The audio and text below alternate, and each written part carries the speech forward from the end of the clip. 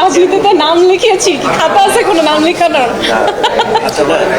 Two be very Frank, আমাকে কিন্তু রাজনীতিতে আনার প্রচেষ্টা একটা দীর্ঘ সময় ধরে আসলে বাংলাদেশ জাতীয়তাবাদী দলই করেছে। এবং আমি যদি বলি প্রথম আমাকে কে ইন্সপায়ার করেছিল ইলেকশন করার জন্য, ইটস অ্যাকচুয়ালি বিএনপি। এটা আমি আগে কখনো বলি নাই for what ever reasons, but it's true.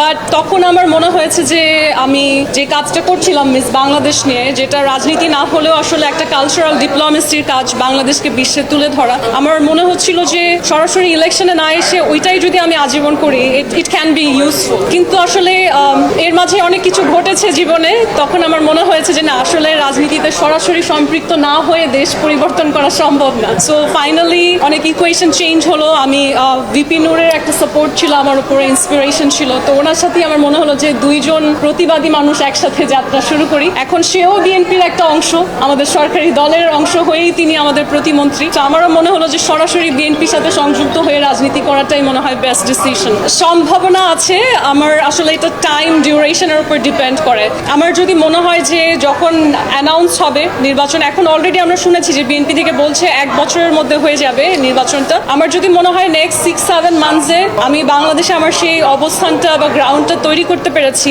যে মানুষ আসলে আমার ইম্প্যাক্টটা পজিটিভলি গ্রহণ করবে, তাহলে আমি অংশগ্রহণ করব।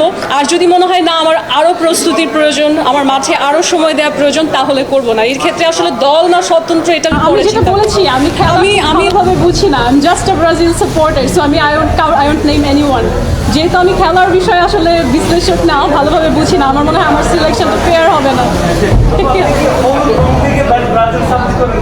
কি হলুদ, ইয়েলো কালার আসলে আমার অনেক পছন্দের colour. I love yellow, yellow is the colour of positivity.